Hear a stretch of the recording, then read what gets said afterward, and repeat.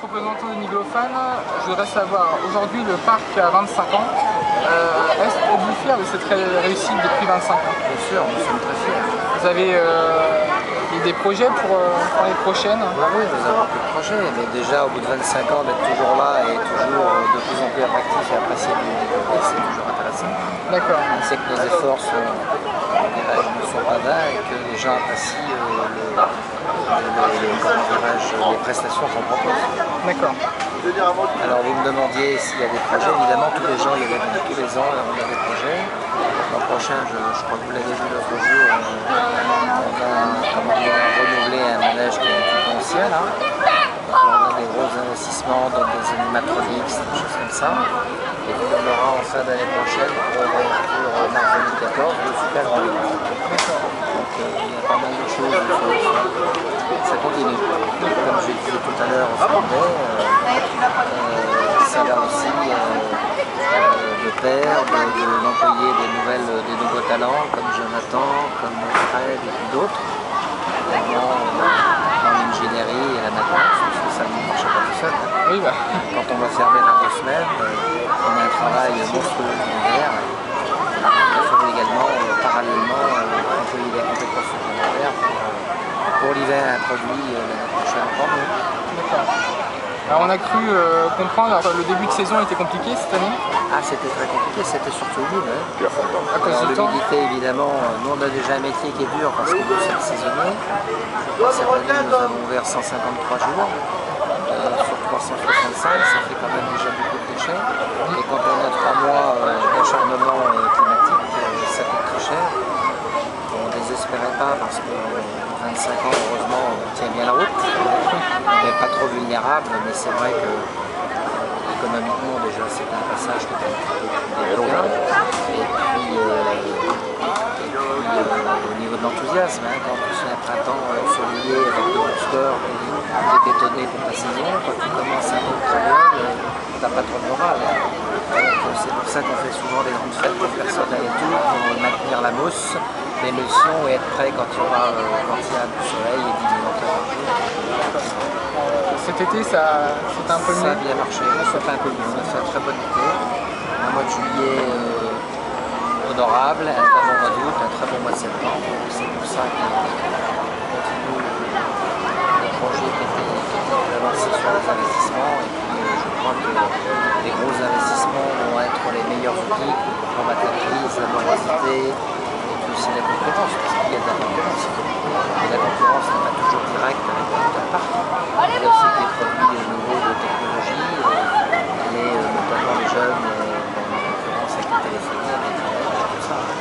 Ça c'est beaucoup plus sournois et ça vous coûte chaque mois beaucoup plus cher qu'une entrée au parc de l'attraction. D'accord. Alors on voulait savoir aussi, alors là on a vu sur un reportage que vous avez fait, vous attendiez à peu près 70 000 visiteurs pour Halloween. Alors est-ce que d'après vous, vous arriverez à faire plus, arriver à faire 70 000 Écoutez, l'année dernière on a fait 70 000 pour Halloween, c'était le meilleur score de l'histoire d'Halloween, c'est la 11e année je crois cette année. L'année dernière on a eu évidemment du succès parce qu'on a vu un été quand même humide et pas très bon. Donc, les gens qui avaient notamment les billetteries prépayées sont venus en masse à cette époque-là. On a eu très bon temps, je ne sais pas si vous avez souvenir, on a eu un été indien extraordinaire. Donc ça favorise évidemment l'activité par location. Et puis les décors sont de plus en plus époustouflants, je crois que vous avez cette année c'est encore mieux que d'habitude.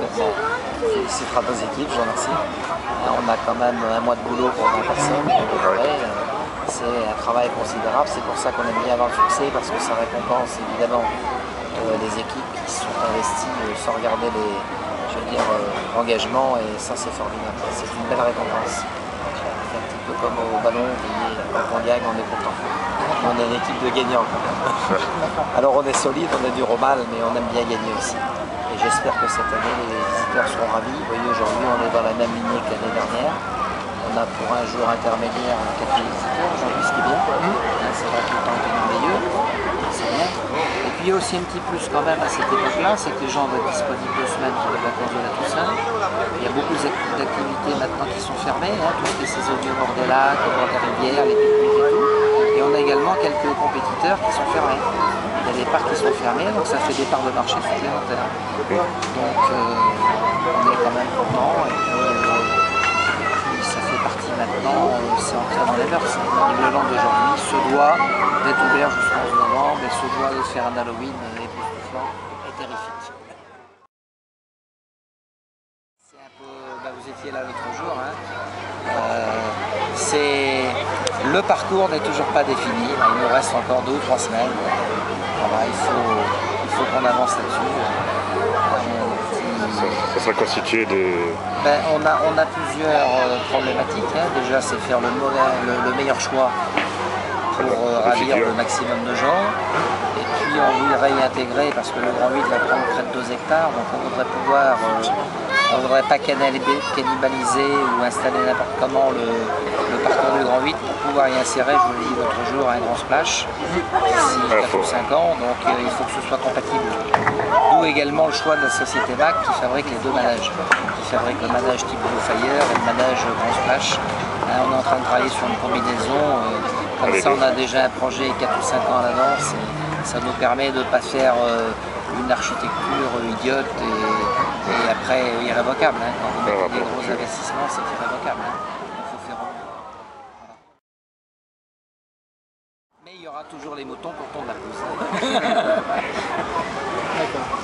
Voilà. Je vous remercie. Voilà, et on fera le méchoui à la fin de l'année. Voilà. Hein, pour la grande fête du personnel, on fera griller les moutons. Voilà.